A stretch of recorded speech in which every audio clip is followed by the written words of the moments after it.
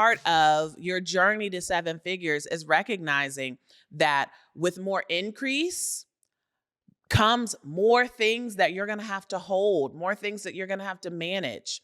And that shouldn't discourage you from the journey. But if you expect it when it happens, it positions you to better manage it.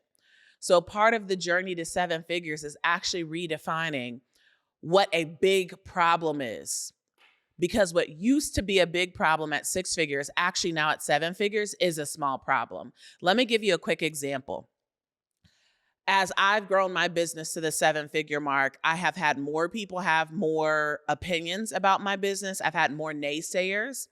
I've had more people attempt to copy me in my business.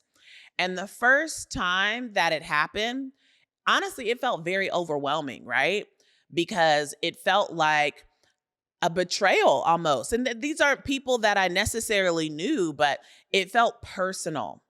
And a part of me shifting my mindset and a part of me continuing to go and press forward as I'm growing my business to and through the seven-figure mark is I have to accept that that is what comes with playing big. That actually, if everybody agrees with me, I'm not playing big enough. If others don't feel inclined to copy me, then I haven't solidified my position in the marketplace. Right? So a part of your growing to seven figures is making a big problem actually a small problem. Think about Nike. Consider how many legally things that they have to deal with. I feel like every time I open up my social media feed, I see another trademark infringement suit, right? Because folks are constantly copying Nike, and that's just a part of the game. So part of your journey to seven figures is redefining a problem and making the big problems small problems. When you think about the business that you're running, what are the things that feel familiar given your experience as an educator? I mean, 15 years in the game, leading a school as an assistant principal, like what were some of the skills that directly translated over into your business? Yeah, I think one is the data piece, right? Like we are used to looking at data, being able to say, okay, well, like what's the misstep here? What did students miss, right? Okay, so like what in my messaging wasn't clear, or like where's the possible misconception that's present here? I definitely think the like attention to detail piece that teachers have to have is like super present in my business each and every day. For me, being a coach and doing professional development, that's when I'm in my bag. That's when I'm like, y'all can't tell me nothing. I'm going to work this facilitation, right? But that for me is super important because I don't care how many flyers I have, whatever, like the product, the service I provide is going to make you come back over and over again, right? And so I just even that, like that's what I did every day as an assistant principal was coach, you know? And so being able to do that piece is like, that's 100% my business right there. So just showing up in my teacher hat. Like it's really nice sometimes to take off my business hat and put back on my teacher hat in that moment and really just like, it's like, yes, I'm running my business in this moment, but I'm also really much in my space and my zone of genius of being able to coach and develop. As an English teacher, you know, I enjoy I still write a lot of my emails because I like doing it. I like writing my emails. I like doing a lot of my captions because I enjoy that creative piece of running a business. I will say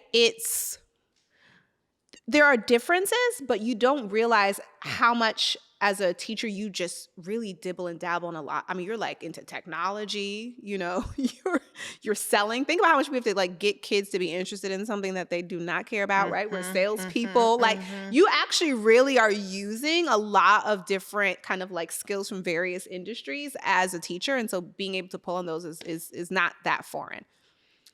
Tell the people in the back, because if I hear one more person that's just like, well, I don't want to be too salesy. I'm like, you needed to be salesy to get some kid to pay attention. Yeah. So like, this ain't no different, boo. Like you have got to give people a reason as to why they should be giving you attention, and selling is serving, right? So if there's someone who's experiencing a pain point in your classroom, Like you're going to sell the solution, which is some type of instructional strategy, right? Same thing in your business where you're going to sell a solution when you know that folks are experiencing a pain point. The first catch 22 of leadership is accepting that there will be times when you will not be able to get the last word. So if you pride yourself on positional authority, if you pride yourself on being seen as right, if you pride yourself on getting the last word, a part of what you are going to have to accept as being the leader is there will be times where you can actually not get the last word. That is actually not in the best interest of your company. It's not in the best interest of your culture. It's not in the best interest of your reputation to get the last word. So let me give you an example. And this is a throwback example from my time as a principal. I led a beautiful, beautiful, amazing school community, over 1,000 students, and I had a staff of 115. So your girl was leading, okay? Had a solid, massive staff and team. And I remember it was the end of the school year. There was a staff member that I had an end of year conversation with. And the end of year conversation was regarding my decision to not bring them back for the next school year. And of course, during that conversation, gave them feedback as to why this wasn't the first time that we were having conversations around this specific feedback, but it had led to this decision. And obviously the person was not happy about it, right? Like I would not expect someone to be happy with the news that their employment contract was not being renewed. So had the conversation, the person left my office and I went about my business. It's one of the last days of school. There weren't kids in the building and I go about my day. I sit down at my desk, I open my email, and I see at the top of my inbox is an email from this staff person. And it was an all staff email saying goodbye and sharing that Miss JT made the decision to not bring them back for the following school year. In this moment, I'm like, okay. The personal side of me kind of felt like I was being put on blast, honestly. The human side of me understood that they were making this decision, taking this action out of emotion, that emotion could have been hurt, that emotion could have been grief because they're leaving a staffing community that they had been a part of. Lots of emotions underneath that, right? And my ego wanted to respond. My ego wanted to tell my side of the story. My ego wanted other people to know that I made the decision for a reason, that I believe and felt and still believe to this day that that decision was in the best interest of kids. My ego wanted to respond. And the reality was I could not respond. Because for what? Right? And part of this is what I'm sharing around the catch-22 of leadership is that was an example in which I could not get the last word. I had to be okay with the other person telling their story, telling their narrative, and that being the leading narrative, whether I agreed with it or not. And so I think the nuances of this particular situation is that it was a staff member, it was an HR issue, and the reality is as a leader, I don't have the time and capacity to play what I call whack-a-mole. Whack-a-mole is literally, I don't know if y'all remember the game at the arcade where the little moles just pop up and you got this big like pillowy hammer and you're like trying to like hit every single whack-a-mole before it goes down in the hole. And if you are led by your ego and you feel committed to getting the last word, you will find yourself in a game of whack-a-mole where you're literally trying to hit and tap out every single narrative when it's a waste of time. It's a distraction. So you are going to have to be okay with not getting in the last word. And also understand that if you are authentically leading from your values, if you are building deep relationships in your company, with your staff, with your team, you will have to understand that people 9 times out of 10 will know the truth. So talk to us a little bit around this acronym that I know really well, but the people, we're going to share with the people, MOVE, and what that stands for. Absolutely. So a little bit of a backstory. So I have been praying for my movement for probably at least 3 years, and it just wasn't coming. And I'm like, God, what's my movement? I'm going places. Excuse me. I'm going places, and people are like, what's your movement? And I'm like, I don't have a movement. And eventually, October 22nd, 2020, God gives me my movement, Move to Millions. As soon as he said it, first I felt goosebumps all over my body. And that's always an indication that God is near for me. And then secondly, I felt like Moses. I'm like, God, I can't teach the people how to move to millions. You know, at that particular point in time in my business, I wasn't at millions. I had done millions in 2014, 15. And by 2016, I was doing like $600,000. And I didn't even want $1 million business. But God has given me this mission. And so I'm starting to climb my way back to the $1 million mark. And so he spoke Move to Millions first. 2 weeks later, he gave me the acronym. So the acronym stands for mastery. And when I talk about mastery, it's everything is it's both practical and spiritual, everything. So mastery of the core tenets to grow your business. We call them the $1 million assets, right? But also mastery of obedience and alignment and surrender and forgiveness, right? Because you have to do both, right? Operational obedience, of course, that sounds like it's probably pretty easy to understand, but it's operational obedience because we are entrepreneurs, we are business owners, right? Now, Dr. Erica, you said we are our business. We are our business to 6 figures. To get to 7 figures, our framework, our methodology becomes the business. And so we have to understand the distinction. And for many of us, that's hard because it's our baby. Right? That's what we tell ourselves. And that's the way we carry our business. But we have to start to separate the two in order to really scale up to be able to sustain it. Because if we're still trying to operate a business at the 7-figure mark, like it's our business, it's about us, it's not going to be sustainable. Because we need to stop spending 80% of our time in the business and spend 80% of our time on the business. And it's hard to do that if we are the lead service provider. So that operational obedience is really about recognizing those soft skills. I call it the softer side of entrepreneurship, although it's the harder side, and being willing to do what you must do to really embody and become the CEO. The journey to the $1 million mark is about who you be, who you become, and more of that than what you do. And so when you're going to 6 figures, you're doing. To go to 7, you need to be being. V stands for vision. And for me, that's about operating the business from your vision point where you desire to be and not your vantage point where you sit right now, because your vantage point is always skewed. And then the E stands for good old execution, right? James said faith without works is dead. I say when God says move, move just like that. It's movement on purpose because it is a process. It is a continuum. It is an action that takes us from where we were to where it is that we truly desire to be. So mastery, operational obedience, vision, and execution. Life happens in tidals and waves. The ocean moves you to higher levels of balance and self-control. This terrain also relaxes you, restores, and purifies you during the process.